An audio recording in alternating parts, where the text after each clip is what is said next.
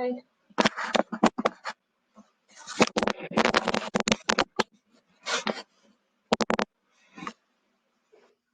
Hey, Chelsea. Hey, How you doing? can you hear me okay? Yeah, totally. That's so weird. I was having all these problems like with my computer audio and it lasted like a year and then it just fixed itself. So I guess it's fine now. There was a weird, do you use a Mac? No, I have Hmm. a Lenovo computer. I was gonna say there was a super weird software update on Macs that everybody at Groundwork has had an issue with. So it seems like it Huh. solved a lot of things and created new problems, as usual Weird. with software updates. But, Yeah. well, I'm glad you got in here. This was quite the interesting conference platform. Yeah, I was very confused. Yeah, but we're here, so that's good. Yep, yep. I don't know if I didn't notice this on the last call we were on, but your bookshelf is so satisfying. The like color coordinated, that's great. Thanks. That was actually a pre-pandemic project, if you can believe it, but it works because most of them are like food system books. So I don't even Yeah, feel bad about like it's not, doesn't make sense by genre because it really does. It's just like all of my thesis stuff. yeah. I love it. I love it. It's awesome. I think we have some folks. Let's see, I know Jane is here.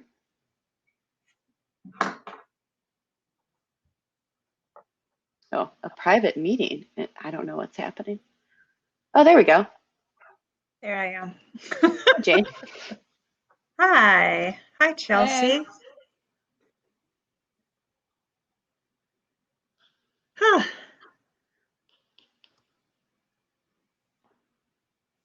So I don't know where Christina is. I was just texting with She's her. coming in right now. Okay. She and I were off someplace else. Hi, everyone. Hey. Hey. Okay, this is great. I'm going to do some screen share testing Great. now. No clue. Okay. Local Food Relief Fund, share. Woohoo. So you see that. I see like your whole Your Chrome browser. Okay. So what happens when, so what does this look like now? That's what you Just want. the slide, yeah. Okay. So this is, I can't see, like for me to share full screen like that, I cannot see any of you or the browser or the chat. Like I think it has to be full screen on my screen. Can you, what if you click that little up arrow on the right and then it should collapse it and you could just zoom in on the side and then hopefully it lets you have it as a browser. Oh yeah, there is an option for Chrome tab. Let me try this.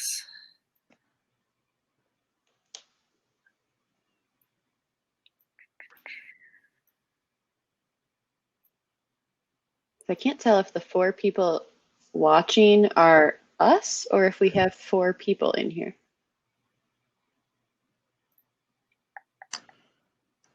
Okay. What happens? What do you guys see now? Just the slide. Okay. How about now? Still just the slide? Yes. Yeah. Okay. I'm going to advance. It's advancing? Yep. Okay.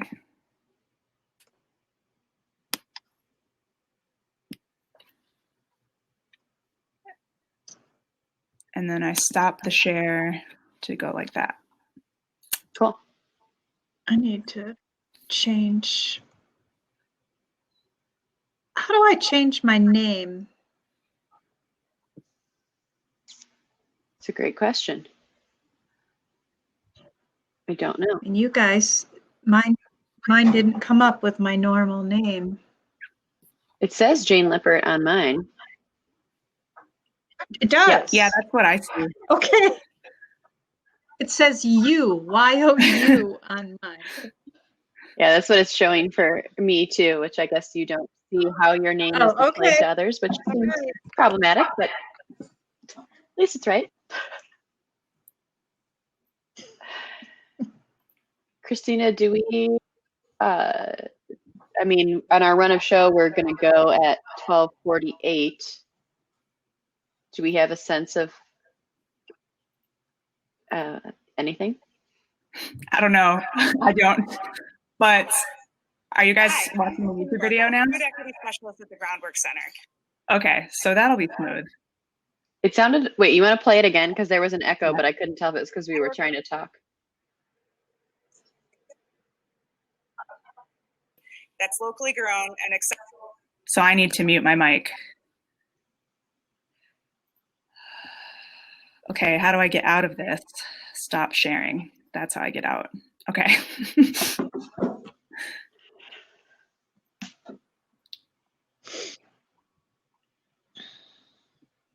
Okay. And then the chat for, oh, for the event versus the session. Okay. So, great. We do have at least one person joining us. That's exciting.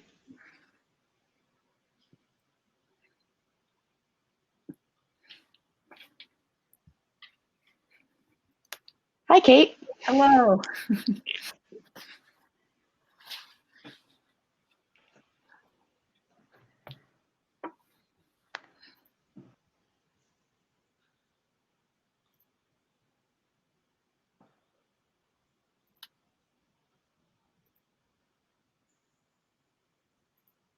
Kate, where are you based? Are you in Austin or?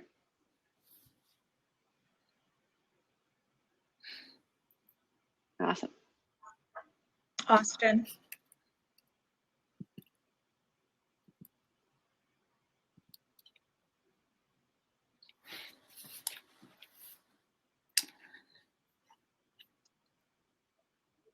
Oh, Carl. Great. Thanks for joining us. We got a few more folks. Maybe we'll, what if we delay our run of show just by another minute or so, since we've got, it sounds like maybe the main session just ended. Yeah, I think that's a good idea. Is just to check the screen, is the full screen version of the slideshow up? Yep. Great. And if you just joined us and you want to share where you're joining us from, and if you want to share an organizational affiliation, it'd be great to get a sense of who we've got in our room.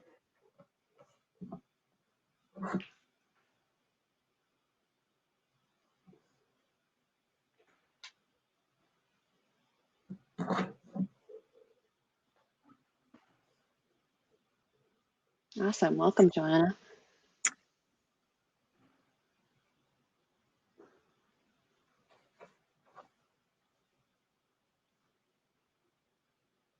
So great to get to meet all these Austin people. I have a brother who's at UT Austin right now, so this is great.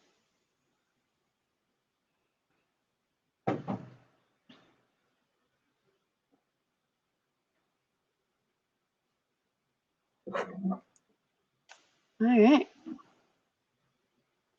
Well, what do we think? Do we want to get started, folks? I'm guessing we'll still get more folks.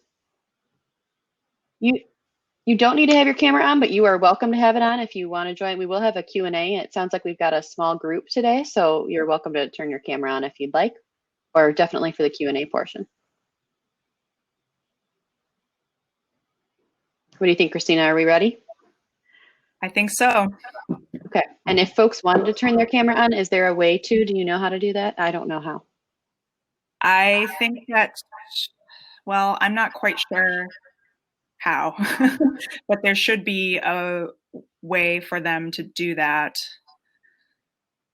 Maybe I'll explore while we're giving our presentation. Oh, it might only be for presentation or for the presenter.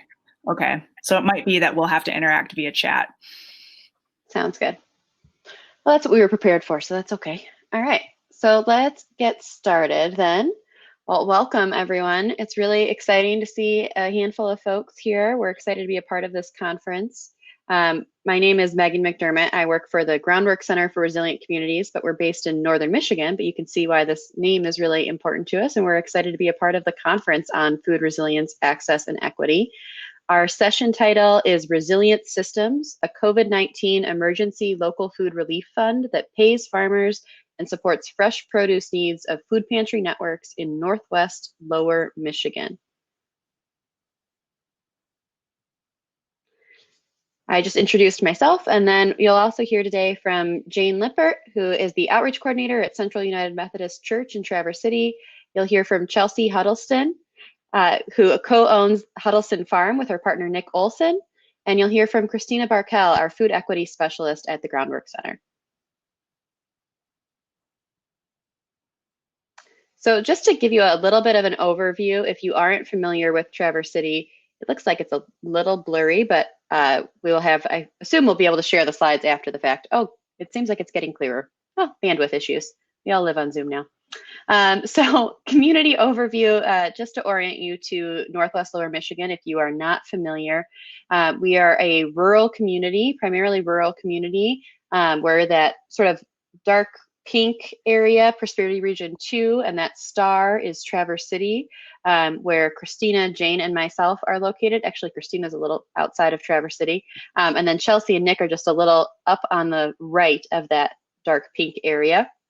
So the 21 county region, which is that dark pink and the green areas, Prosperity Regions 2 and 3, the total population is just about 500,000 individuals. And the population within Traverse City, which is the largest city for that entire geographic area, is just over 15,000.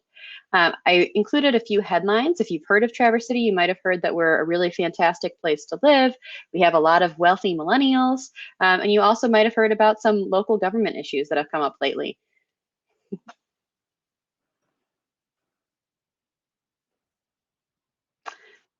So I want to tell you a little bit about Groundwork Center. We are a nonprofit that has been based in Northwest Lower Michigan for the last 25 years. We were previously known as the Michigan Land Use Institute, and our mission is to protect everything people love about Michigan. So we do a lot of land use issues. We work in clean energy, transportation, and food and farming. And our farming work is always built on creating markets for local growers and helping to develop the local food economy while creating an equitable, sustainable food system for all. So in 2020, when the COVID-19 pandemic hit, we really built on really long-standing partnerships in our community to try to assess what was the best impact our organization could have to really make a difference in how this pandemic was affecting our community. So you'll see a familiar face already there on the left. That's Christina Barkel helping to pack some asparagus. This was pre-COVID times, but this was really an initiative that demonstrates our partnerships between farms and food pantries in our region. So for the last 5 years, we've partnered with the Northwest Food Coalition and the Manna Food Project. Northwest Food Coalition is a volunteer group of individuals that represent 6 counties of emergency food providers. They come together once a month as sort of a peer learning group.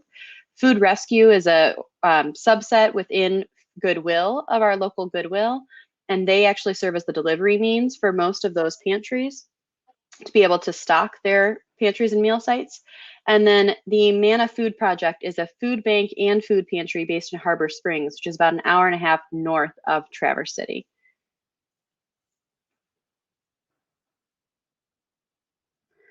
So here you can see a little bit of the geographic spread of our region. So like I said, we are a primarily rural community, and that means that we have a lot of space in between our different entities that we serve. So there are about 100 food pantries, meal sites, and baby pantries across this network between the Northwest Food Coalition and Manna Food Project.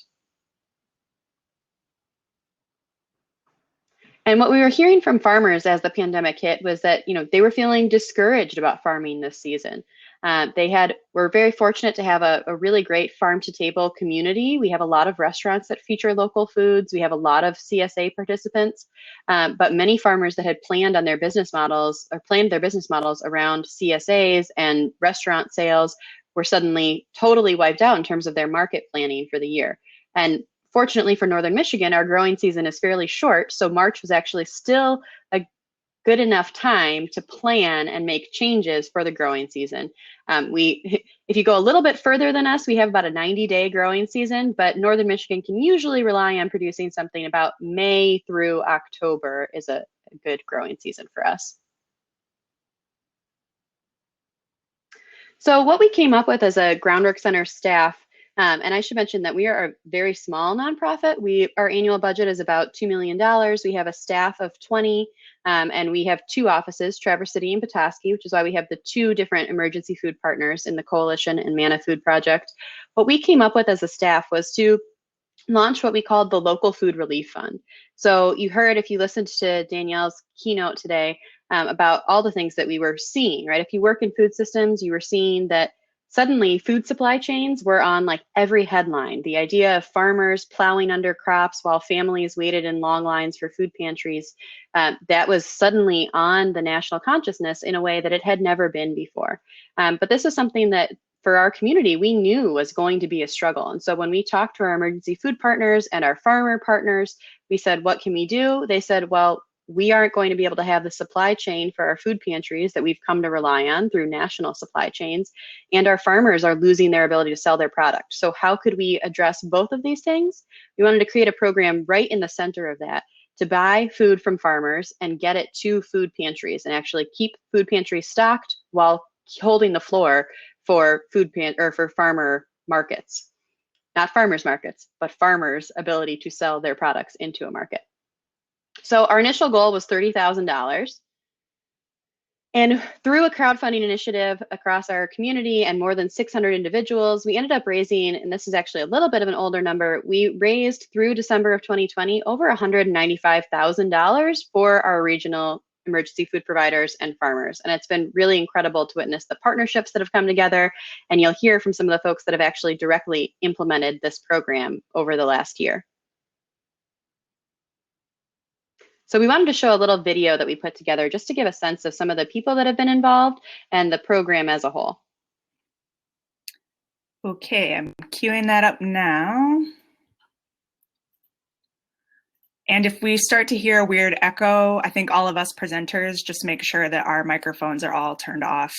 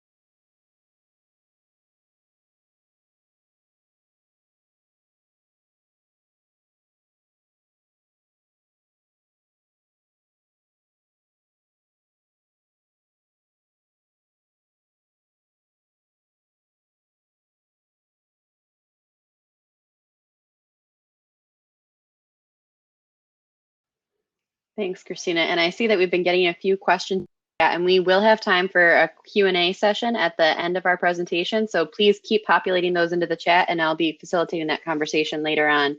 I want to give a chance for you all to hear from Chelsea, who's going to share a little bit more of the perspective from the impact on her farm and what this meant to their business. Hi, everybody. I'm Chelsea. My co-owner, Nick Olson, couldn't make it on the call today, so it's just me. To give you a quick rundown of our farm, we have a total of half an acre in production in Kuwaitan, which is about a half an hour north of Traverse City. This was our first year as a farm. We're a certified naturally grown operation. And we had a lot of initial plans for our business that sort of got shaken up because of the pandemic. You know, for example, we had plans to go to farmers markets and sell to restaurants and have those avenues be our sort of like main source of income. But as we started planning for the year and the pandemic sort of grew more serious, we started to feel pretty anxious about farmers markets. Basically, if you don't know this, farmers plant differently for farmers markets and CSAs. So at a farmers market, for example, you want to be the first one at the market to have the coolest produce, the most unique things, versus a CSA where people are less concerned about sort of novelty food products and more concerned with like potatoes and bell peppers, neither of which we had planned to grow initially. So yeah, we kind of realized that the pandemic was just getting worse. Farmers markets were online, which for a first year business kind of seemed intimidating. I think it's really hard for, it's hard to make a name in online selling when people don't know about you. And when you're on a website directly competing with farmers who have been at the farmers market, who folks have met in person for, you know, years on end, that's a really tough competitive environment to come into your first year. So we decided to do away with the farmers market idea. We switched to a home delivery CSA. So we sort of did a last minute shift of our crop selection. And sort of with that came a lot of uncertainties because we planted things late. We had overplanted a lot of things that we ended up sort of not needing. And then that was when we sort of stumbled into groundwork. I found Christina, and she mentioned this program that kind of sounded like too good to be true, but basically said like, hey, this year is like super chaotic and stressful for everybody. We have this program, and if you have extra produce, basically send me an email and name what you deem a fair price, and we'll buy it from you. And so, I mean, seriously, it just felt like such a miracle for us to have that flexibility, because as a first-year farmer, we were really aiming to overplant things because we haven't farmed this land before. We haven't farmed, period. Neither of us come from agricultural backgrounds. This was sort of a jump off of a cliff, like into the unknown, because of an offer that we had from a friend for some free land, basically.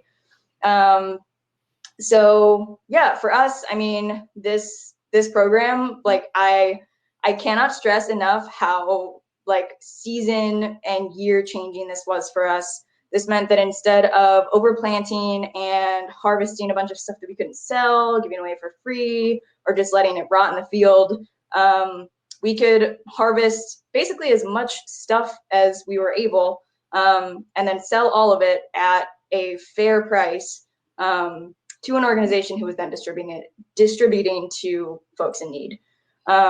So it gave us a lot of flexibility. I think for us, we've been thinking a lot about like how best to support first generation farmers, like how to support small farmers. So for us, we only have a half an acre, and people who are really new to this. This was our first year. You know, we didn't grow up on farms. And so it was really important to us that this year felt happy and exciting, and so that this second year going in, we could feel happy and excited and rested and well paid. So it gave us a lot of flexibility, I think, when we talk about like the best ways to support farmers in any time, not even just COVID. The best way to support us is to just give us money, because I can advocate for my own mental health. I can build my own community if I have, enough money and enough time to do so. So can't sing the praises of Groundwork enough. They absolutely made our year. They made our first year so much smoother and so much more flexible, because we were getting paychecks regularly from this food relief fund. We felt way more justified not picking up a shift at that second job, at that third job, and instead going home, having dinner, resting. And so for us, it made our first year awesome. Yeah. Thank you, Chelsea.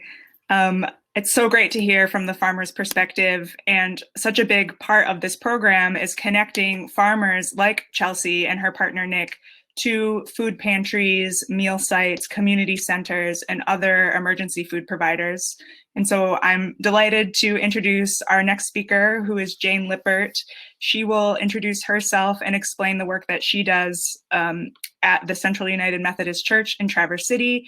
But she and her site are a member of the Northwest Food Coalition, and so they do receive the produce that we were able to purchase through this program. And Jane will be able to talk about what that's like for her and her site and what that means for the people that she serves. So take it away, Jane. Thanks, Christina. Hello, everybody. Excited to be here and enlivened by what's already happened at the conference. I'm Jane Lippert, and I run Outreach, which is working primarily with people experiencing homelessness, but also people with financial security and food insecurity. So this is a perfect picture because it shows the building that we generally operate out of in a food rescue truck, because without food rescue, I couldn't afford fresh fruits and vegetables to the degree that I need them. So it's been really key to have this connection with the Northwest Food Coalition and with Groundwork Center. We serve, we're the only place in town that serves free hot breakfast every day of the week. And we're also part of a rotation of churches that make sure there's lunch or dinner somewhere. So we serve breakfast every day of the week. We serve lunch one day of the week. We're also a meeting place for agencies and services for folks who have no home, who live in their car, or are very poorly resourced living in housing. We're probably what I call our outreach neighbors are probably the most diverse community percentage-wise. And I'd say a good 1/3 of the folks that we serve are Indigenous folks, Anishinaabe, and that adds a whole different flavor to food choices and programming. So I, in addition to being outreach coordinator, I connect the Traverse City, all the free meal sites, keep the communication going. And that was a godsend when the pandemic hit, because I already had a line of communication with the folks. And I serve on the purchasing committee that Northwest Food Coalition and Groundworks are staffing in order to make decisions about what to buy, and empowering Christina to set her free to go talk to farms and make the purchases that she needs. Go to the next slide. When the pandemic hit in March, this is a picture of me, and I'm the one standing up on a chair in the back of the room, announcing to the folks who were gathered that day of what was going on. So all buildings shut down. Church buildings shut down, which is where most of the meals were served. Services they couldn't access to get to the agents and agencies that they needed. We pivoted immediately to start serving our breakfasts in 2 ways. One was through a local overnight shelter that was seasonal. We served hot breakfast over there in a big tent that was constructed. And then I also had breakfast to go that after the inside meal was served, I was at my vehicle handing them out to folks who were already camping or who lived in their cars so that they would have the breakfast meal. The meal program overall didn't miss a beat. They just all switched to to-go meals. And there was only one site that had to close down for a while, and we were able to absorb that for them. The drawback still is that meals are still all to go, except for the breakfasts, which are inside.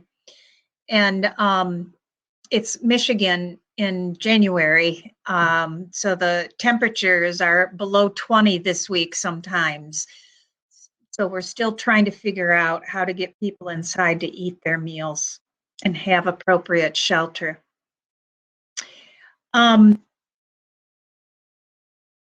The impact of the fresh produce is really great. The population I work with is already an immune compromised group of folks. So it's a stressful situation to be having to fight for your survival every day. So in addition to a higher rate of some physical disabilities like high blood pressure and diabetes and seizure-related illnesses, they also have the huge stressor of not feeling safe when they're sleeping and having to just worry about surviving, where I get my meals, where I get, all my basic services every day. So I always have worked to have healthy choices, and Food Rescue has really enabled me to do that.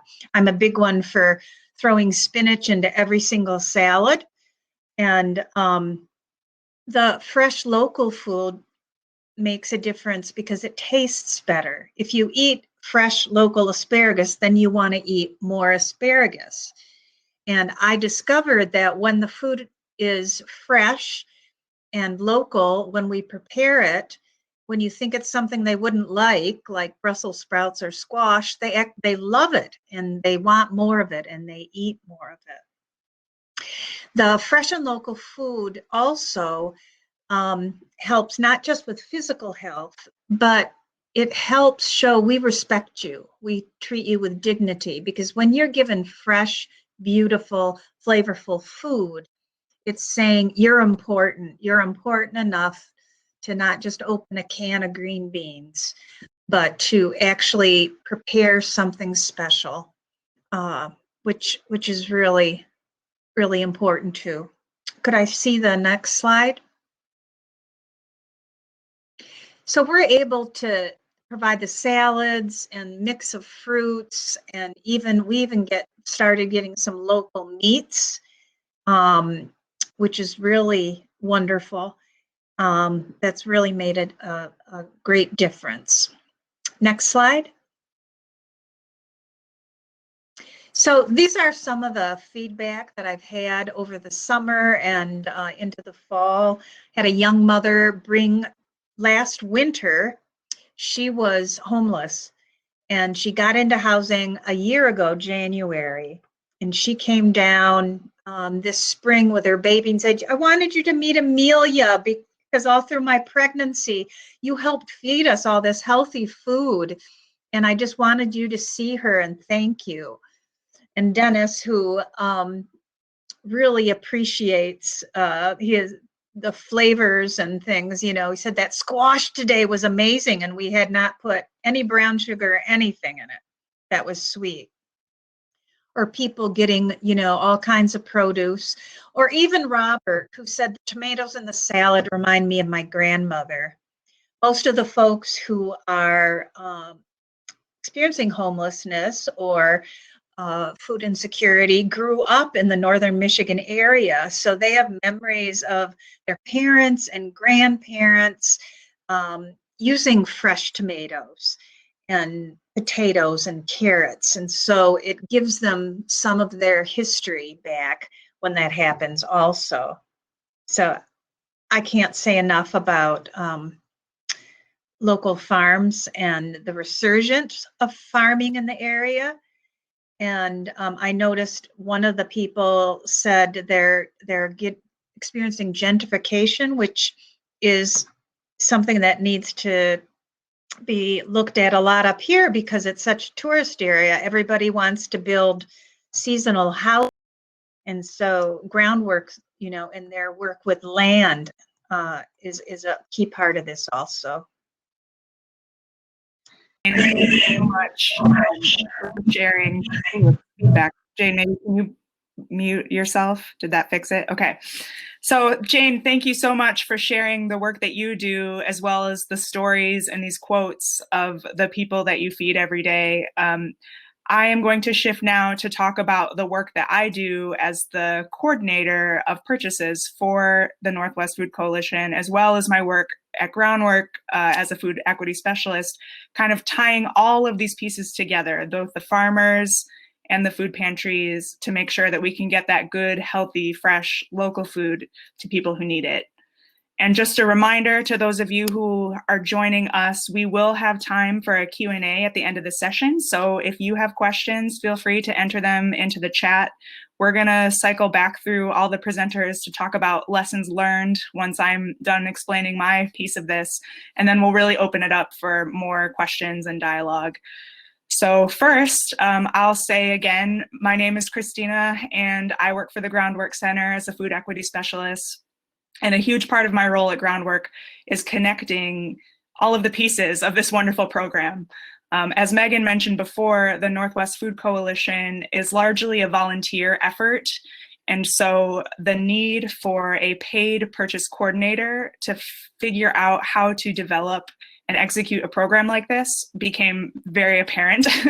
And so Groundwork was able to step in with my time so that I could be able to spend time building relationships with farmers, understanding what their needs were, and as well as continuing to coordinate with the food pantries and the meal sites. So understanding from their point of view, what foods work best for their capacity, what can they afford to pay for, what are they hoping to pay for, what kinds of foods do they want, things like that. And so recall that this story of the Local Food Relief Fund started back in March of 2020 when COVID hit, and as we were undergoing this incredible fundraising effort, we were also figuring out the best way to reach as many farmers as possible so that we could let them know about this opportunity and that we were able to purchase food.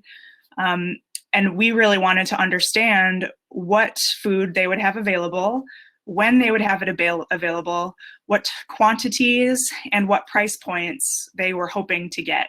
So in order to gather that information, we made a survey, which we shared as widely as we possibly could. We shared it with all of our market managers and masters at all of our regional farmers markets. I called every single farmer that I had contact information for that attended those markets, just in case they, missed it or didn't have good internet or were not tech savvy. And like I said, we wanted to gather both the market data so we could understand and put together a purchase plan, but we also wanted to understand, what was the anticipated economic impact of the farmers market shutting down, of restaurants shutting down, of them losing everything that they had planned for the season and having to shift to entirely new methods, like Chelsea mentioned. So this survey and all of our follow-up took some time. That's why I gave myself the professional cat herder badge, because if you're a farmer or farmers, you know how incredibly hard they work and how unreachable they can be sometimes. But we just really did our best to connect with as many folks in the community as possible. And then on the other side of that is us working with our food pantries in order to understand exactly how we can best leverage these funds to get products and produce and things that work for them. Like Chelsea mentioned, lots of farmers who grow things for farmers markets, for example, grow really unusual vegetables or really fancy vegetables or heirloom varieties. And while those things are great, you know, a person at a food pantry who's working 3 jobs, they might just need some onions and carrots to chop up and throw into their soup. And they don't have the time or the energy to learn how to handle something else. And so we needed to get that feedback from all of the food pantries and meal sites in order to best execute that. And so Groundwork, in collaboration with pantries and meal sites, with the coalition and with Food Rescue, formed the Northwest Food Coalition Purchasing Committee, which you can see a photo of us. We meet via Zoom, of course, but there we all are. We meet. Well, let me back up 1 minute, because as we mentioned before, the Northwest Food Coalition is a group of about 70 food pantries, meal sites, and other emergency food providers. And the purchasing that we do is collective, so it's on behalf of the whole organization. And then we use Food Rescue to distribute the quantities of food that we buy out to member sites.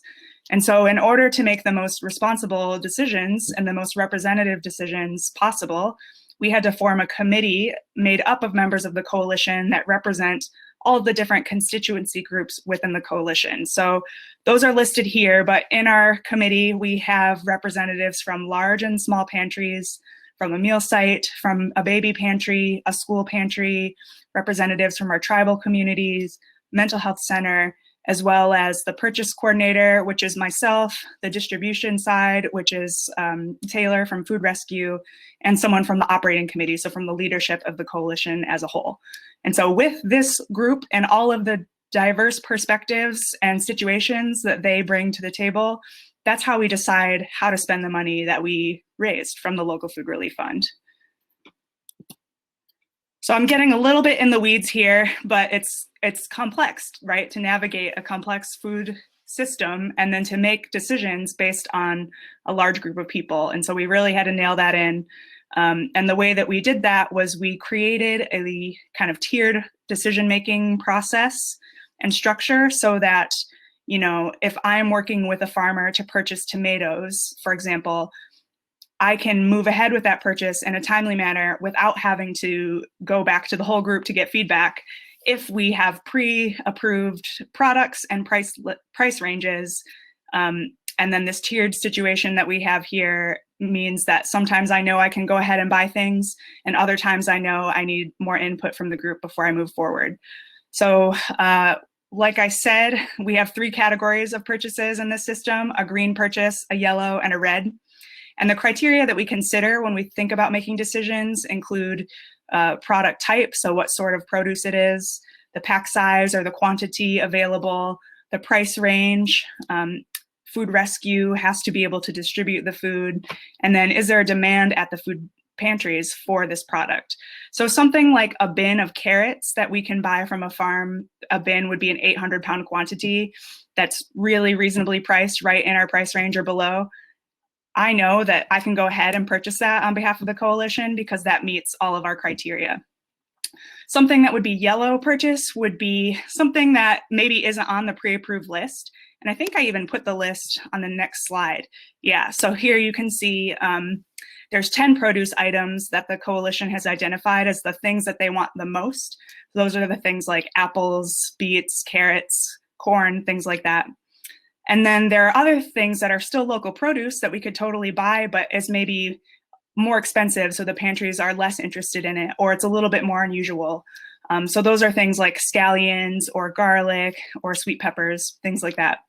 So if there's a product, if a farmer approaches me, for example, and wants to sell sweet peppers at a certain price, sweet peppers is not on this list of pre-approved products. So I have to go to the committee and say, hey, we have this opportunity. What do you all think about sweet peppers? And it's in those discussions that we really learn from everybody, you know, what the situation is like at their meal site or their pantry, what kinds of things work, what kinds of things don't. And over the course of this whole growing season, we've been able to purchase just right around, I think 25 is our current total, different types of products from farmers. So the list here you can see, it's a lot of great produce items, but we've also used the funds to purchase things like local protein, you know, beef, chicken, pork, eggs.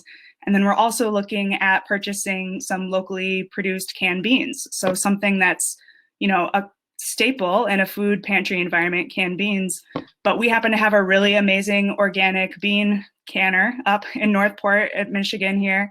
And we're able to use that money to buy that food that we can then give to the people who need it most.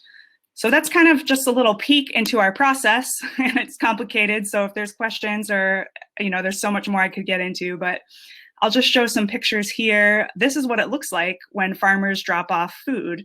So on the right, we have Bailey from a farm called Lakeview Hills. We purchased cucumbers and tomatoes from them. And on the left, you can see back in the pre-COVID times, the coalition would gather on a monthly basis, and we were able to do some food distribution there. The people would show up for the meeting and then be able to take home their 20 to 40 pounds of asparagus, for example. Now Food Rescue does all the distribution so that we're COVID compliant and safe, but that's kind of what it looks like. And then here's an example of one of our pantries in our coalition. And this is ultimately what we want the result of this program to be, is just this beautiful produce laid out so that people are excited to select it, take it, cook it, use it. That is our hope. So I know I've talked a little bit longer, but we'll kick it off now. We'll go back through, both Jane and Chelsea and myself will talk just for a couple minutes about lessons that we've learned. So Chelsea, we'll start with you. What did you learn through all of this?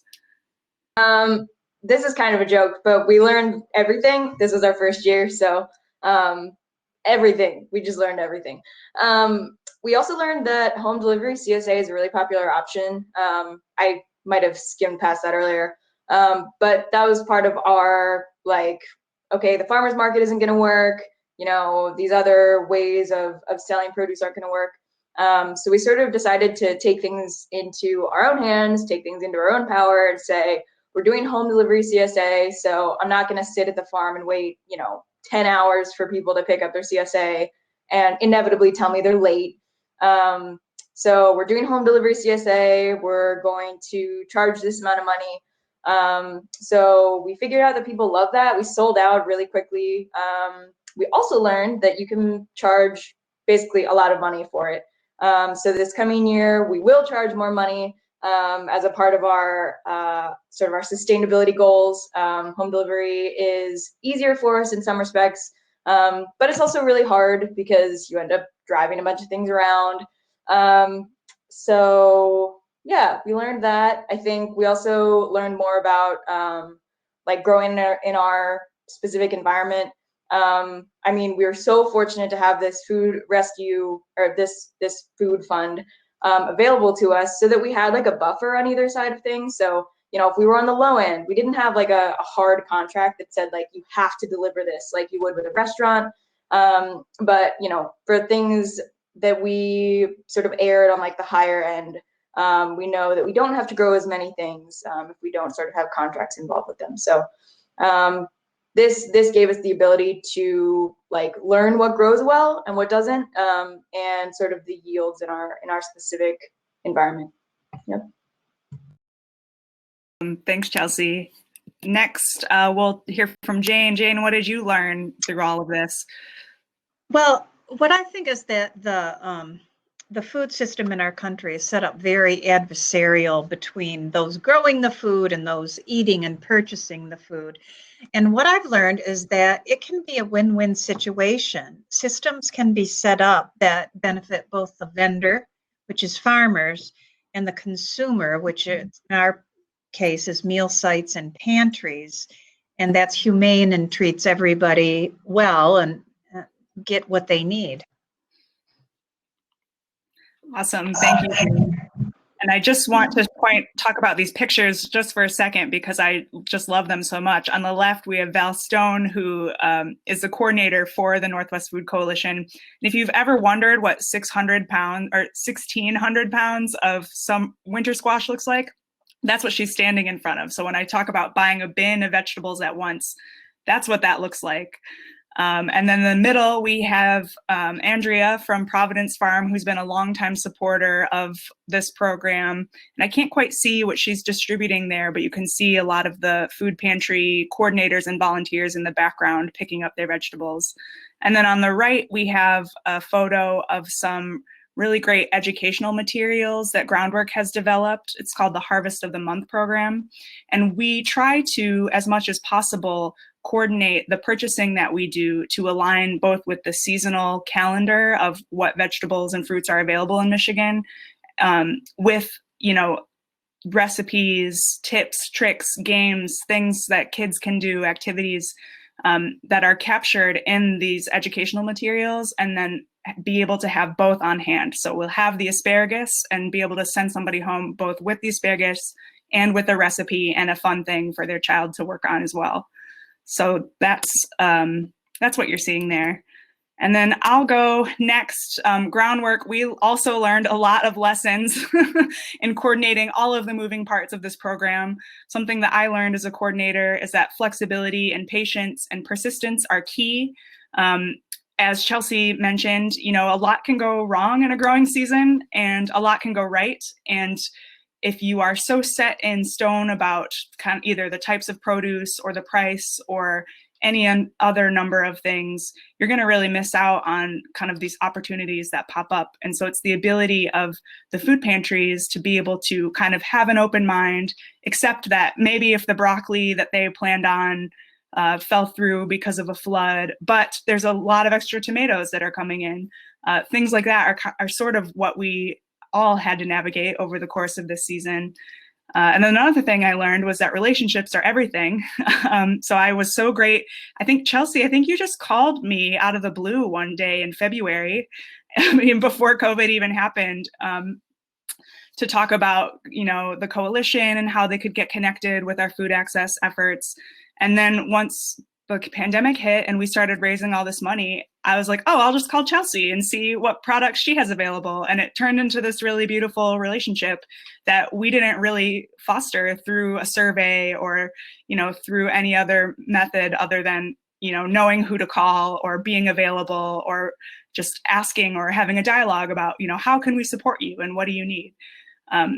And then I always just like to share that I see so much in common with both farmers and emergency food providers, in that they work very hard and often under resource-strapped circumstances and very little resources, but they both achieve amazing things in the work of feeding people in our community because they're creative and they have great attitudes and their faith in the future.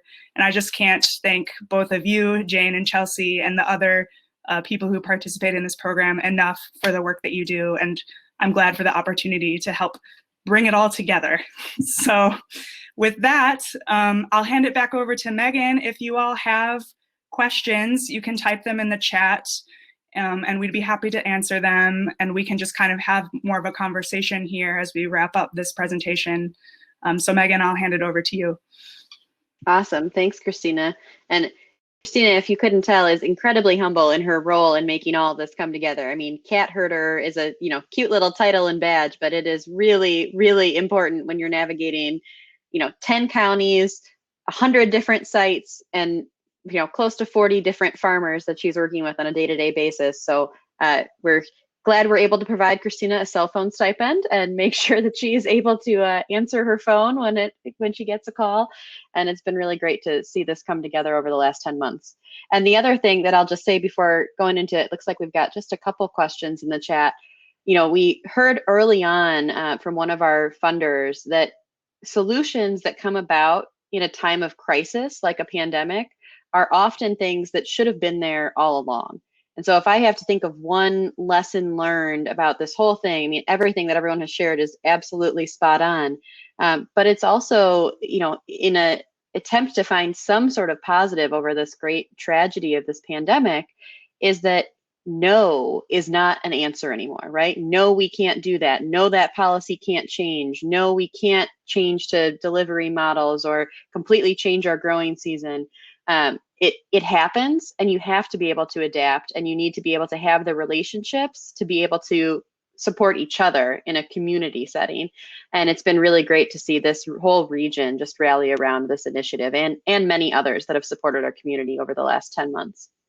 So early on, we got a couple questions. I think, well, really, I could see this going to any of you, but probably Chelsea to start us off. just talking about why CSAs maybe weren't more popular right at the start. They apparently really blew up in Austin, and why there was a lack of market opportunities for farmers at the start of the pandemic. I feel like I'm unqualified to answer like every single question because I'm a first-year farmer and I just know like 4 different things and just say them over and over again. But yeah, I feel like a couple of reasons that we've sort of thought about. I think CSAs were, I guess, limited because people were worried about their incomes. I think for a lot of people, coughing up $600 at the beginning of the season for, produce for 20 weeks is really scary. And so I think that could be one of the things. The farmers markets it wasn't that they weren't available, it's just that they were like constantly changing. So the one in town that we had planned on being at, for example, was canceled. And then they were like, no way, we're not canceled. We're just online. And then they were like, oh, we're going to be back in person. And then they were like, no, never mind. We're back online. And so I think that was just like, it was just too much to handle. There were like too many moving pieces. And that might've been fine, if we were a 3rd or a 4th year farm. But for us, we like needed to know that the money that we were putting in, that we could start to chip away at farm debt this year. And so that was sort of why we committed to that home delivery CSA right away. Great. Anything, Christina or Jane, you wanted to add to that? Great. We have a really detailed question, which I so appreciate because this is the stuff that really gets to the work we all do, infrastructure. It's not the sexy thing, but it makes it all happen. So do you find that there was a major need in shared infrastructure like trucks or warehouse, cold storage for the coalition? And if so, how did you use coordination to find creative ways to get past these obstacles? Christina, do you want to speak to that a little? Sure. So the third leg of kind of this stool that we're talking about here is our relationship with Food Rescue. And they are a program underneath Goodwill of Northern Michigan here in Traverse City. And they really provide the infrastructure that you're talking about that allows this whole program to be executed in a way that's equitable and possible for members of the Northwest Food Coalition, who range an enormous geographical region of six rural counties and have a really wide range of capacities. So some members of the coalition, their pantry is open for 2 hours every 3rd Thursday, and it's in the church basement, and they don't have a sink or a fridge or storage space even. So, they can't store food anywhere. It just has to go when it goes. And then on the other hand, you have pantries in Traverse City who are open, every day of the week. They've got beautiful shelves and displays and freezers and fridges and all of those things. But because the coalition is a group with such a wide range, we do rely on relationships to have shared infrastructure, and Food Rescue is really the entity that helps us with that. So we use their trucks and their warehouse to pick up and deliver the food that we purchase, and they have volunteers that repack the large quantities of produce that we buy into like 20 to 40 pound quantities, and then they send them out on their routes to be able to distribute that to the pantries. So definitely they are the ones that make it possible. And Jane and Chelsea, anything to add there? I might just say that Food Rescue was in operation prior to this, and they have routes that they've established.